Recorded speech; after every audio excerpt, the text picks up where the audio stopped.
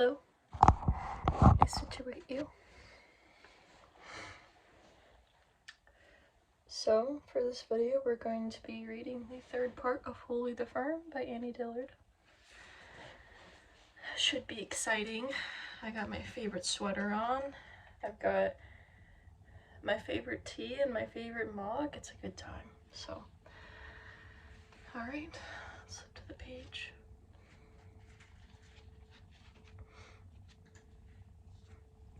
I use a photo of my dad as a bookmark. Alright. Part 3.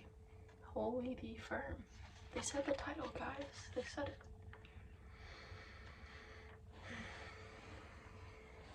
it. I know only enough of God to want to worship him by any means ready to hand. There is an anomalous specificity to all our experience in space, a scandal of particularity, by which God burgeons up or showers down into the shabbiest of occasions, and leaves his creation's dealings with him in the hands of purblind and clumsy amateurs. This is all we are and all we ever were. God can help me out in German, anyone who knows. Kann nicht anders. This process in time is history. In space, at such shocking random, it is mystery. A blur of romance clings to our notions of publicans, sinners, the poor, the people in the marketplace, our neighbors, as though, of course, God should reveal himself, if at all, to these simple people, these Sunday school watercolor figures, who are so purely themselves in their tattered robes, who are single in themselves, while we now are various, complex, and full at heart. We are busy, so I see now were they. Who shall ascend into the hill of the Lord, or who shall stand in his holy place? There is no one but us. There is no one to send, nor a clean hand, nor a pure heart on the face of the earth, nor in the earth, but only us, a generation comforting ourselves with the notion that we have come at an awkward time, that our innocent fathers are all dead, as if innocence had ever been, and our children busy and troubled, and we ourselves unfit, not yet ready, having each of us chosen wrongly, made a false start, failed, yielded to impulse and the tangled comfort of pleasures, and grown exhausted, unable to seek the thread, weak and involved. But there is no one but us. There never has been. There have been generations which remembered, and generations which forgot. There has never been a generation of whole men and women who lived well for even one day. Yet some have imagined well, with honesty and art, the detail of such a life, and have described it with such grace, that we mistake vision for history, dream for description, and fancy that life has devolved. So, you learn this studying any history at all, especially the lives of artists and visionaries. You learn it from Emerson, who noticed that the meanness of our days is itself worth our thought, and you learn it, fitful in your pew at church. There is one church here, so I go to it. On Sunday mornings, I quit the house and wander down the hill to the white frame church in the firs. On a big Sunday, there might be 20 of us there. Often, I am the only person under 60 and feel as though I'm on an archaeological tour of Soviet Russia. The members are of mixed denominations. The minister is a Congregationalist and wears a white shirt. The man knows God.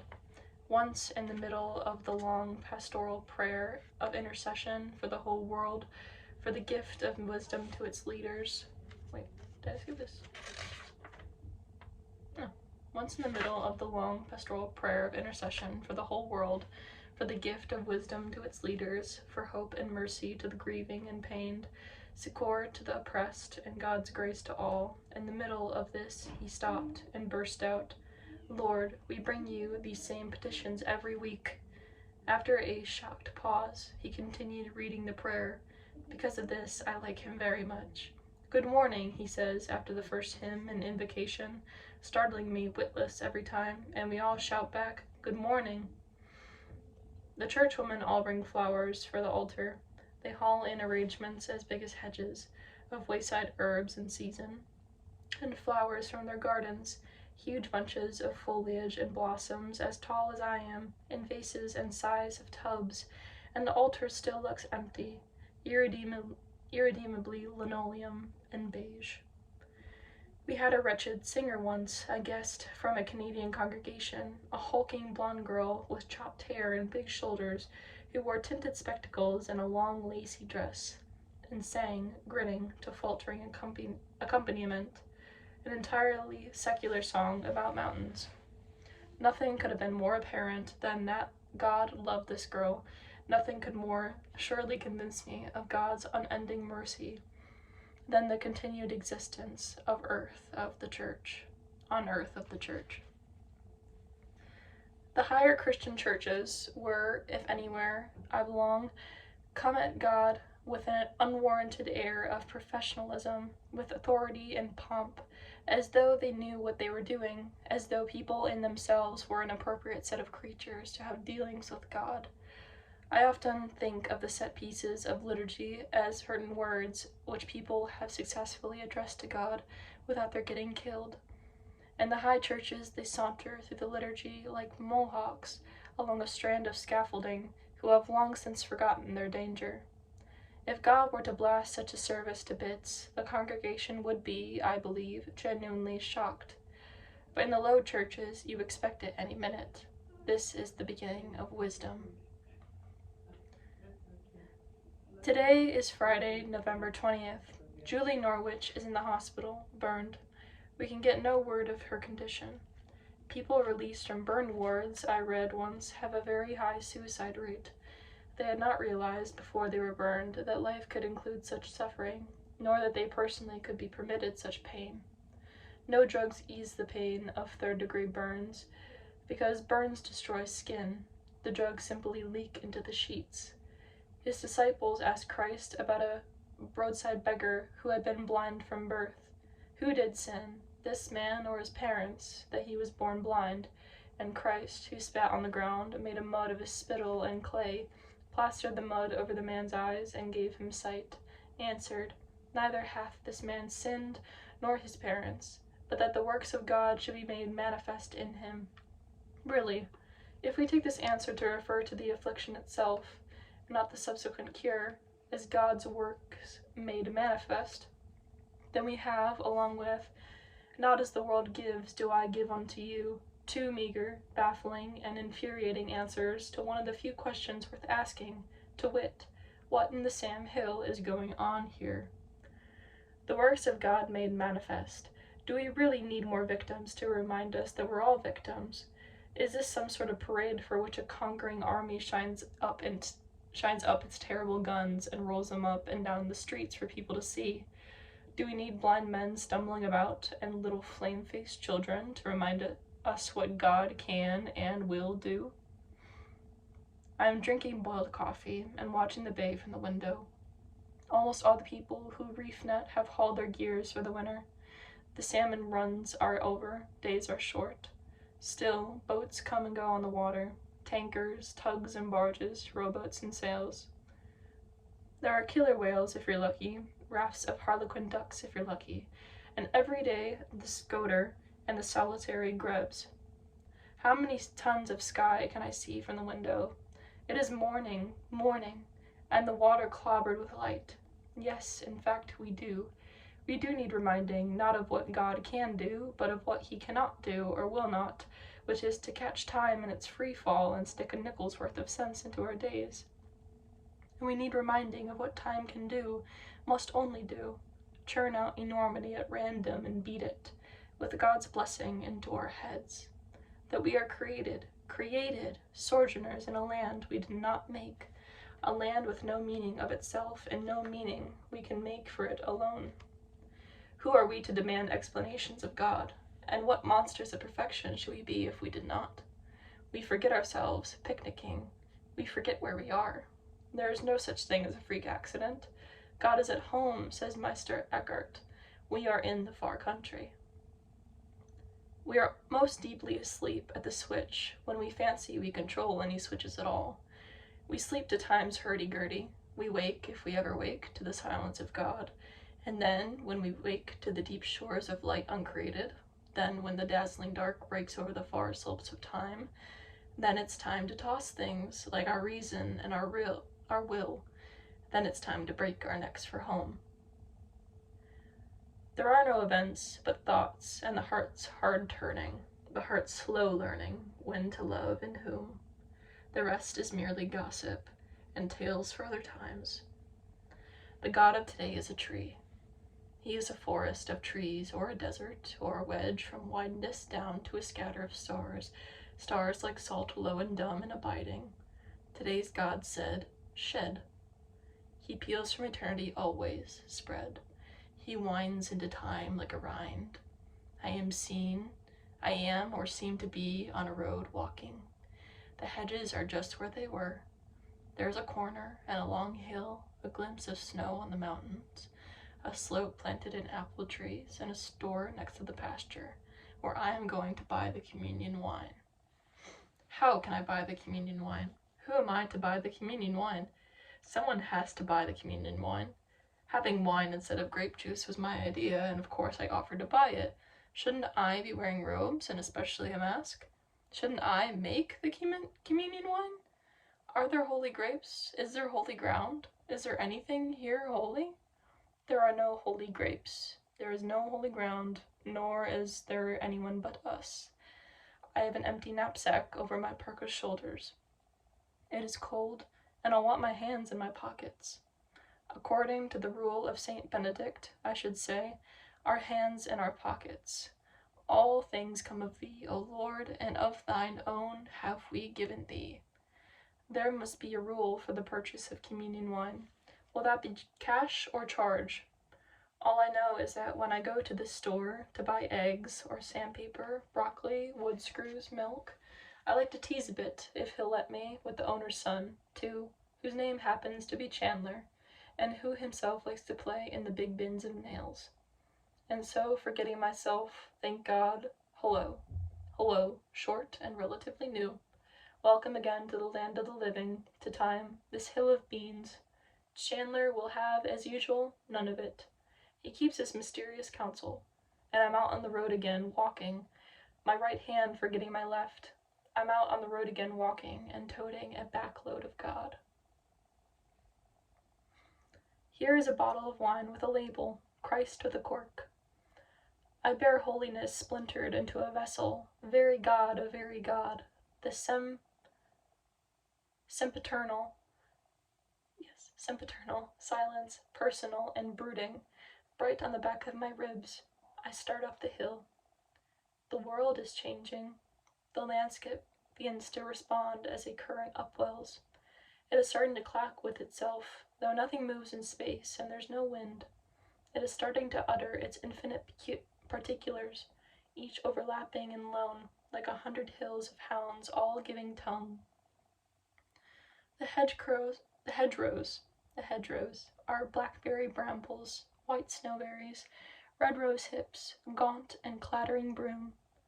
Their leafless stems are starting to live visibly deep in their centers, as hidden as banked fires live, and as clearly as recognition, mute, shines forth from eyes. Above me the mountains are raw nerves, sensible and exultant. The trees, the grass, and the asphalt below me are living petals of mind, each sharp and invisible, held in a greeting or glance, full, perfectly formed.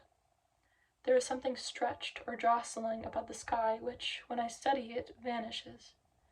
Why are there all these apples in the world, and why so wet and transparent? Through all my clothing, through the pack on my back, and through the bottle's glass, I feel the wine. Walking faster and faster, weightless, I feel the wine. It sheds light in slats through my rib cage, and fills the buttressed vaults of my ribs with light pooled and buoyant. I am moth, I am light, I am prayer, and I can hardly see. Each thing in the world is translucent, even the cattle, and moving cell by cell. I remember this reality. Where has it been? I sailed to the crest of the hill, as if blown up the slope of a swell. I see, blasted, the bay, transfigured below me, the saltwater bay, far down the hill, past the road to my house, past the firs and the church and the sheep in the pasture. The bay and the islands on fire and boundless beyond it, catching alight the unraveling sky. Pieces of the sky are falling down. Everything is whole and a parcel of everything else. I myself am falling down, slowly or slowly lifting up. On the bay's stone shore are people among whom I float, real people, gathering of an afternoon, in the cells of whose skins stream thin colored waters in pieces which give back the general flame. Christ is being baptized. The one who is Christ is there, and the one who is John, and the dim other people standing on cobbles or sitting on beach logs back from the bay. These are ordinary people. If I am one now, if those are ordinary sheep singing a song in the pasture. The two men are bare to the waist. The one walks him into the water and holds him under. His hand is on his neck. Christ is coiled and white under the water, standing on stones. He lifts from the water. Water beads on his shoulders. I see the water in balls as heavy as planets. A billion beads of water as weighty as worlds, and he lifts them up on his back as he rises. He stands wet in the water. Each one bead is transparent, and each has a world, or the same world, light and alive and apparent inside the drop. It is all there could ever be, moving at once, past and future, and all the people. I can look into any sphere and see people stream past me, and cool my eyes with colors in the sight of the world and spectacle perishing ever and ever renewed. I do. I deepen into a drop and see all that time contains, all the faces and deeps of the worlds and all the earth's contents, every landscape and room, everything living or made or fashioned, all past and future stars, and especially faces like the cells of everything, faces pouring past me, talking and going and gone, and I am gone. For outside it is bright. The surface of things outside the drops has fused.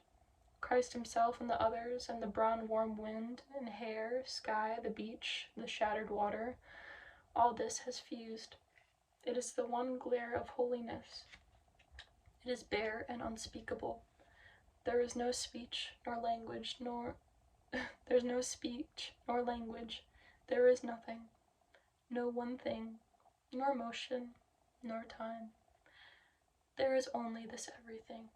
There is only this, and its bright and multiple noise. I seem to be on a road, standing still. It is the top of the hill. The hedges are here, subsiding. My hands are in my pockets. There is a bottle of wine on my back, a California red.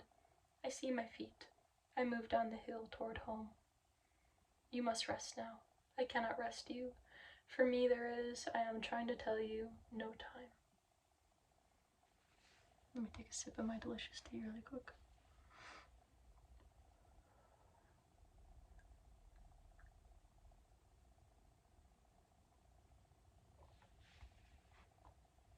Beautiful. There are 1,000 new islands today, uncharted. There are salt stones on fire and dimming. I read by their light. Small the cat lies on my neck. In the bathroom, the spider is working on yesterday's moth. Esoteric Christianity, I read, posits a substance. It is a created substance, lower than metals and minerals on a spiritual scale, and lowers the salts and earths, occurring beneath salts and earths in the waxy deepness of planets, but never on the surface of planets where men could discern it. And it is in touch with the absolute at base. In touch with the absolute at base. The name of the substance is Holy the Firm. Holy the Firm, and is Holy the Firm in touch with metals and minerals, with salts and earths, of course, and straight on up till up ends up curving back. Does something that touched wholly the firm and touched with the absolute at base seep into groundwater, into grain? Are islands rooted in it, and trees? Of course. Scholarship has long distinguished between two strains of thought which proceed in the West from human knowledge of God. In one, the ascetics metaphysic, the world is far from God. Emanating from God and linked to him by Christ, the world is yet infinitely other than God, furled away from him like the end of a long banner falling.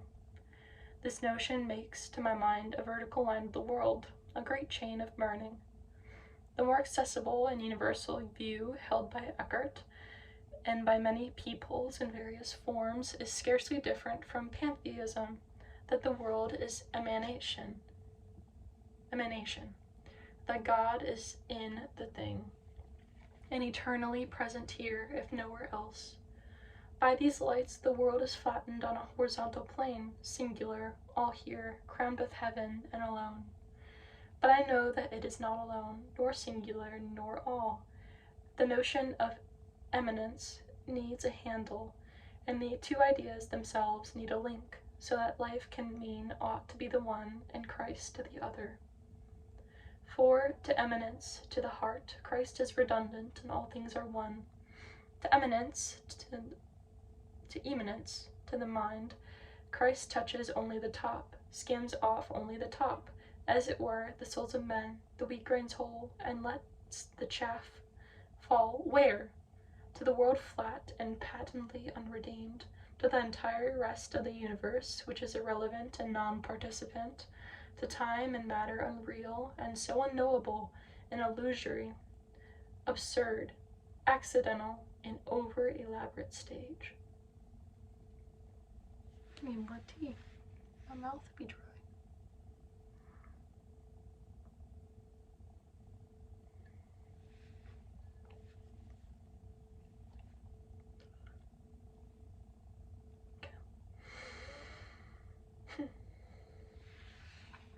But if wholly the firm is underneath salts, if wholly the firm is matter at its dullest, Aristotle's materia prima, absolute zero, and since wholly the firm is in touch with the absolute at base, then the circle is unbroken, and it is. Thought advances and the world creates itself by the gradual positing of and belief in a series of bright ideas. Time and space are in touch with the absolute at base. Eternity sockets twice into time, and space curves, bound by idea. Matter and spirit are of a piece, but distinguishable. God has a stake guaranteed in all the world, and the universe is real and not a dream, not a manufacture of the senses. Subject may know object, knowledge may proceed, and wholly the firm is, in short, the philosopher's stone. These are only ideas by the single handful, lined lines, and their infinite points.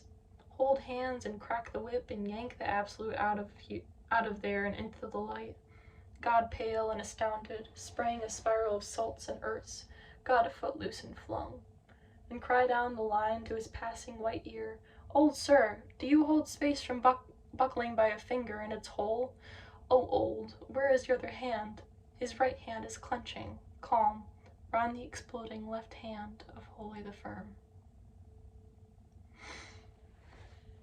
How can people think that artists seek a name?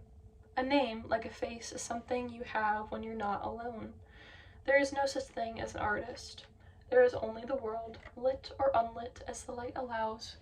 When the candle is burning, who looks at the wick? When the candle is out, who needs it? But the world without light is a wasteland and chaos, and a life without sacrifice is abomination. What can any artist set on fire but his world? What can any people bring to the altar but all it has ever owned in the thin towns or over the desolate plains? What can an artist use but materials such as they are? What can he light but the short string of his gut, and when that's burnt out, any muck ready to hand? His face is flame like a seraph's, lighting the kingdom of God for the people to see. His life goes up in the works, his feet are waxen and salt. He is holy and he is firm, spanning all the long gap of the length Ooh, the length of his love, in flawed imitation of Christ on the cross, stretch both ways, unbroken and thorned. So must the work be also, in touch with, in touch with, in touch with, spanning the gap from here to eternity, home. Hoopla! All that I see arches, and light arches around it. The air churns out forces and lashes the marveling land. 100 times through the fields and along the deep roads, I've cried holy. I see 100 insects moving across the air, rising and falling. Chip notes of birdsong descend from the trees, tuneful and broken. The notes pile about me like leaves. Why do these molded clouds make themselves overhead, innocently changing, trailing their flat blue shadows up and down everything, and passing and gone? Ladies and gentlemen, you are given insects and birdsong and a replenishing series of clouds. The air is buoyant and wholly transparent, scoured by grasses. The earth struck through its noisome,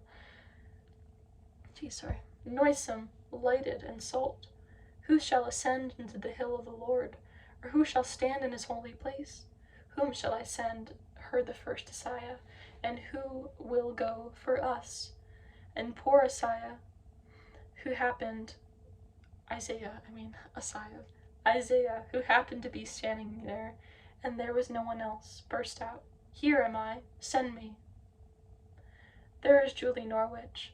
Julie Norwich is salted with fire. She is preserved like a salted fillet from all evil, baptized at birth into time and now into eternity, into the blade-like arms of God. For who will love her now without a face, when women with faces abound and people are so? People are reasoned, while God is mad. They love only beauty. Who knows what God loves? Happy birthday, little one and wise. You got there early, the easy way. The world knew you before you knew the world. The gods and their boyish, brutal games bore you like a torch, a firebrand. Recklessly over the heavens did the glance of the one God, fathomless and mild, dissolving you into the sheets. You might as well be a nun. You might as well be God's chaste bride, chased by plunderers to the high caves of solitude, to the hearthless rooms empty of voices and of warm limbs, hooking your heart to the world. Look how he loves you! Are you bandaged now, or loose in a sterilized room? Wait till they hand you a mirror, if you can hold one, and know what it means. That skinlessness, that black shroud of flesh and strips on your skull is your veil. There are 2 kinds of nun, out of the cloister or in. You can serve or you can sing, and wreck your heart in prayer, working the world's hard work. Forget whistling. You have no lips for that, or for kissing the face of a man or a child. Learn Latin, and it please my lord, learn the foolish downward look, called custody of the eyes. And learn power, however sweet they call you. Learn power, the smash of the holy once more, and signed by its name. Be victim to the abruptness and seizures, events intercalated, swellings of heart. You'll climb trees. You won't be able to sleep, or need to, for the joy of it. Mornings, when light spreads over the pastures like wings, and fans a secret color into everything, and beats the trees senseless of beauty, so that you can't tell whether the beauty is in the trees, dazzling in cells like yellow sparks or green flashing waters, or on them, a transfiguring silver air charged with the wings' invisible motion. Mornings, you won't be able to walk for the power of it. Earth's too round. And by long and waking day, sext, nun, vespers, when the grasses, living or dead, drowse while the sun reels, or lash in any wind, when sparrows hush and tides slack at the ebb, or flood up the beaches and cliff-sides tangled with weed and hay waits, and elsewhere people buy shoes, then you kneel, clattering with thoughts, ill or some days erupting, some days holding the altar rail, gripping the brass bolt altar rail so you won't fly. Do you think I don't believe this? You have no idea. None. And nights? Nights after compline, under the ribs of Orion, nights in rooms at lamps or windows like moths. Nights you see Deneb, one-eyed over the trees. You vanish into the sheets, shrunken, your eyes bright as candles and as sightless, exhausted. Nights Merzum, Arcturus, Aldebaran in the bowl. You cry, my father, the chariots of Israel, and the horsemen thereof. Held fast by love in the world like the moth in wax, your life a wick, your head on fire with prayer, held utterly, outside and in. You sleep alone, if you call that alone, you cry God. Julia Norwich, I know. Surgeons will fix your face. This will all be a dream, an anecdote, something to tell your husband one night. I was burned. Or if you're scarred, you're scarred. People love the good, not much less than the beautiful, and the happy as well, or even just the living, for the world of it all, and heart's home. You'll dress your own children, sticking their arms through the sleeves. Mornings you'll whistle, full of the pleasure of days, and afternoons this or that, and nights cry love. So live. I'll be the nun for you.